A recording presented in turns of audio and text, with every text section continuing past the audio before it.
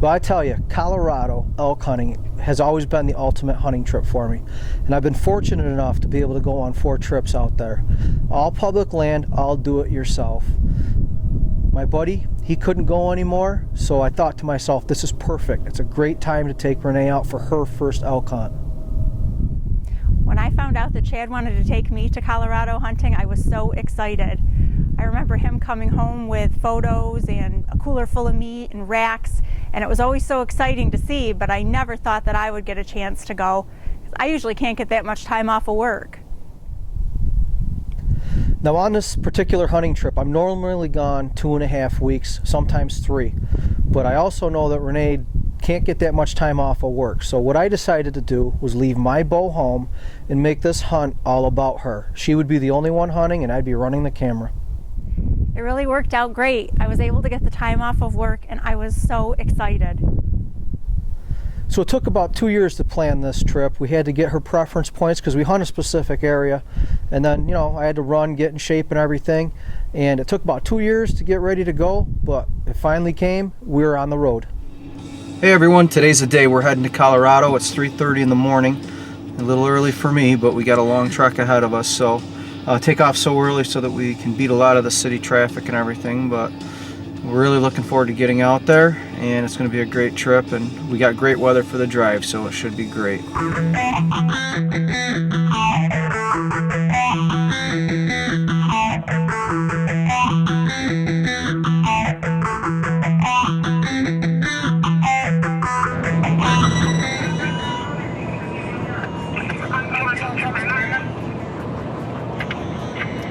Hey Josh.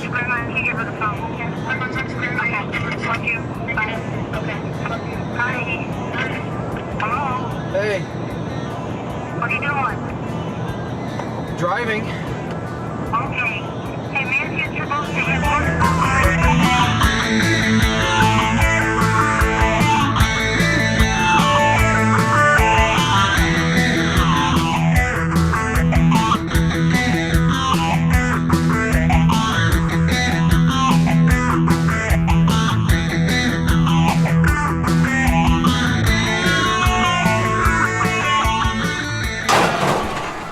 After 25 hours on the road, I was tired and we were hungry. So now it's time for breakfast. We're just pulling into Sherry's for some breakfast. We're in Laramie, Wyoming. We're starving. Yeah, we haven't had a good meal since, what, the night before we left? Right. That was 2 nights ago, so this is the first meal we actually get to sit down and not spin a steering wheel while we're eating. So, definitely hungry. Just had some breakfast in Laramie, Wyoming, and now we're headed to our camp in Colorado. It's so exciting. I can't wait. We can see the Rocky Mountains right now in the distance, but I can't wait to get a little closer to them.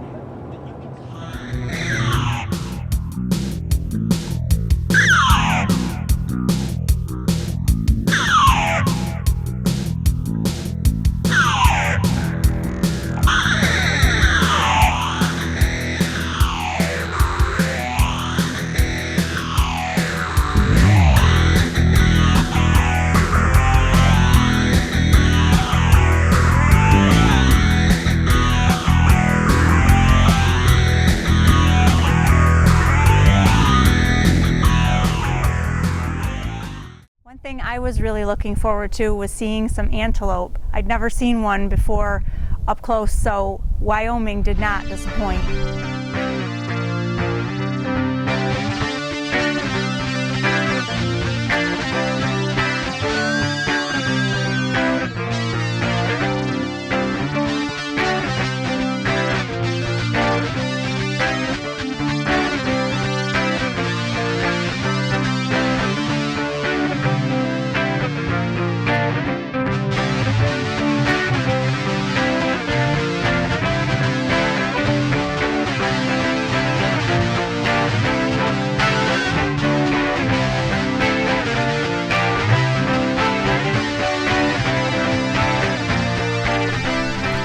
after a couple more hours of driving, we were finally there.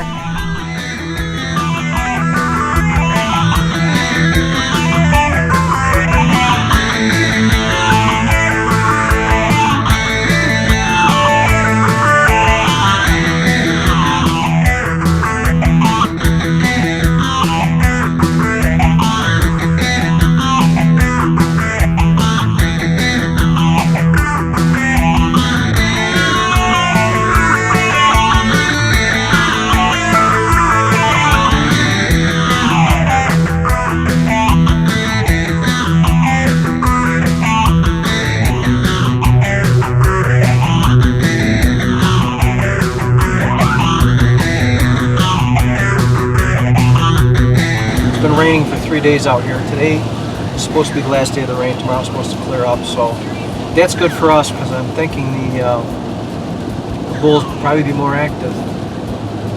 They've been having quite a bit of activity so far. My buddy, he killed one already. Well, he actually killed a cow, but they had a lot of bull activity. And tomorrow should be pretty good if it's been raining the last 3 days, so we'll see what happens.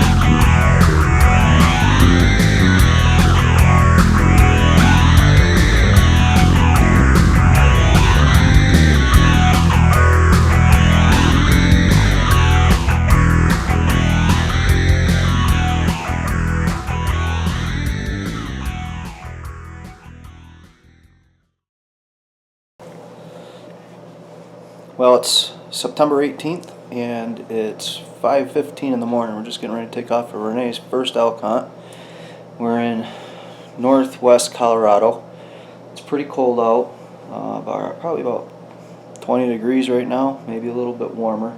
He had a pretty good rain last night. It's been raining for a few days, so we're hoping that the elk will be moving around and responsive to the bugles. So stay with us.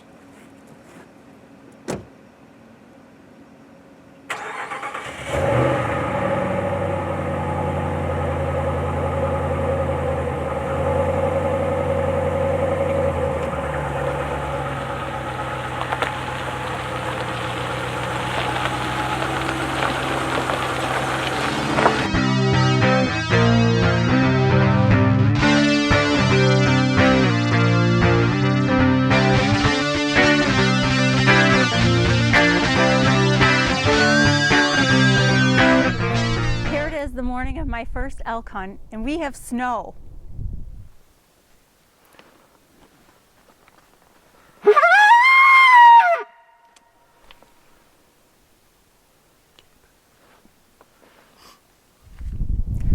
We're off to a great start. My bugle is frozen. Yeah, I kind of forgot to tell her about that. And wouldn't you know it, the rookie slams her cow call in the truck door. Yeah, there's not really much I can do about that.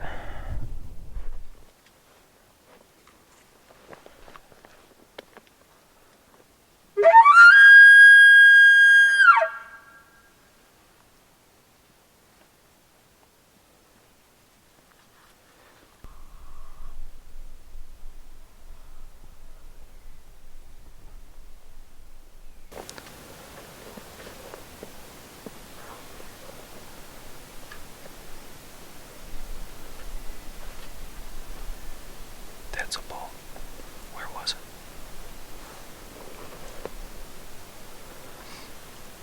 Yeah.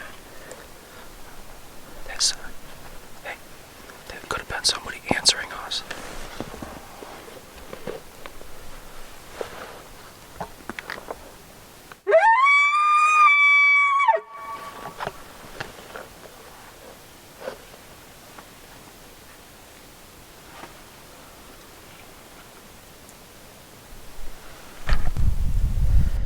Now this was our very first setup on her very first elk hunt ever.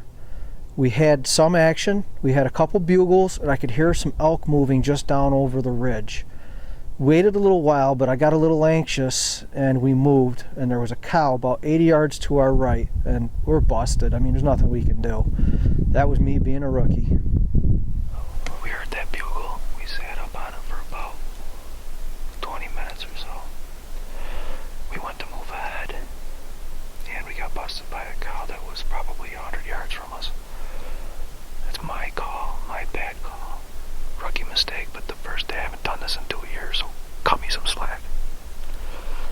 The wind was wrong anyway. She would have probably ended up busting us. It switched from when we first set up. It was right in Renee's face. Then it was hitting her in the side of the head. So we're going to walk into the wind up the ridge and try to see if we can get something else going. We moved about 50 yards and waited a little bit, and a bull ended up sneaking in right behind us. If we had stayed where we were initially, he would have come right to us.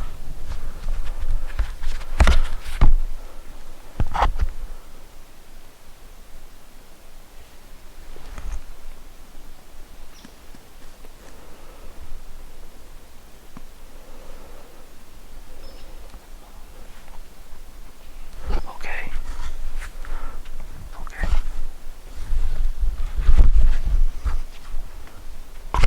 You gotta try to turn towards it.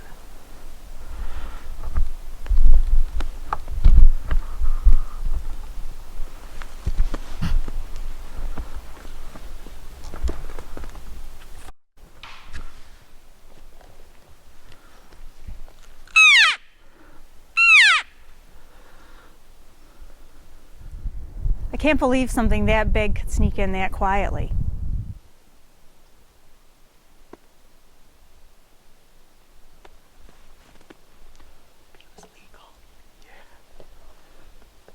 He's not gone yet. 40 yards.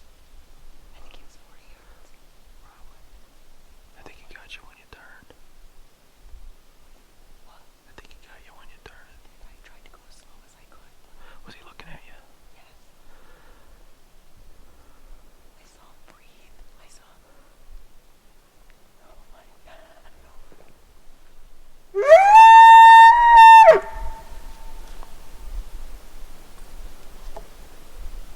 I thought it was a cow.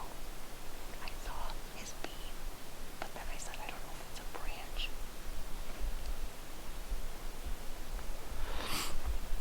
Did you see where he went?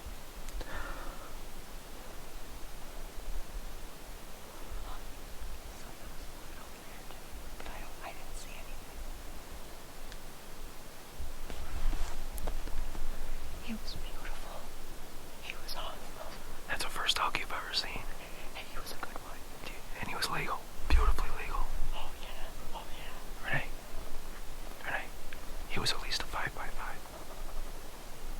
Why did it go Leach? I got shot through there too. Yeah. I know. That's what I mean. If I could have just turned. You would have been done the first 2 hours. You know. I'd have been going to buy a bow. Do you think he'll come back? He jumped away. He saw you. He got you.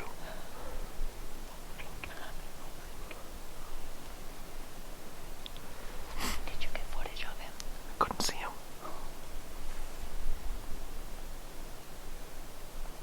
Did you see him at all? Yeah. You did. I did. How could I tell you it was a 5x5 or a 6x6 if I didn't see him? Yeah. We messed up. We really messed up. What should we have done? Shouldn't have moved a bit. No, up there he was gonna come right to you. Renee, we were just right there. He was coming to us.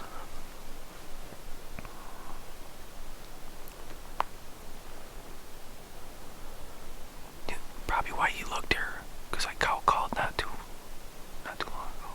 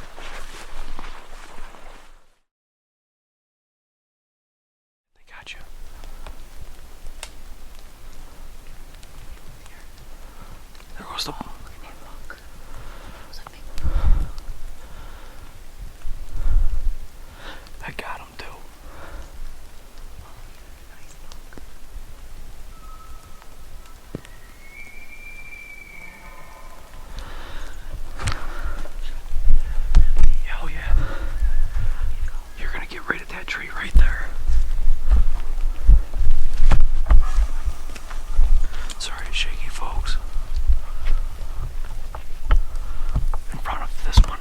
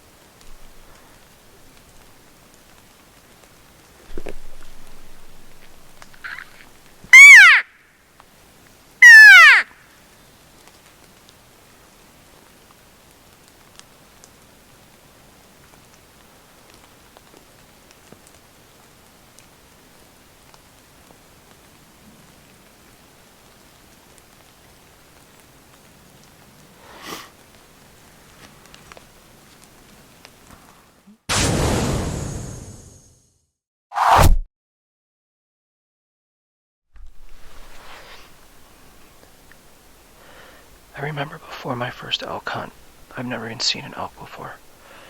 And I was always wondering, how big are these animals really, like when they're on the hoof?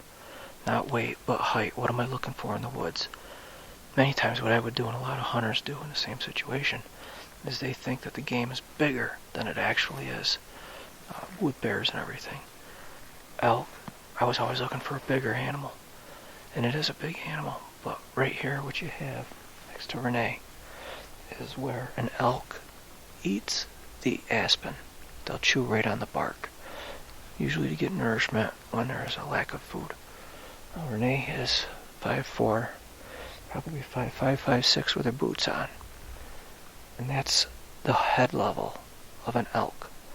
So if you would anticipate possibly halfway down her arm would be the height of the back of the elk. So pretty much you could figure if you go like this to your chest, that's probably about the height of your typical elk, maybe a little taller on an older bull, a little shorter on a smaller cow, and the calves probably a little shorter than that. So you can have some sort of an idea how tall these animals are at the shoulders. It's our first evening hunt. We hunted this morning, we took a little break, and now we're hunting tonight, and we heard a couple bugles way down in a draw, and we're not going to go down there after them, but we're hoping we can get some to come up to the top, or up toward the top for us tonight. We'll see what happens. We're going to be hunting the aspens behind Renee. I've always wanted to try it. We've done it in the morning, but never in the evening. And it beats going down this draw.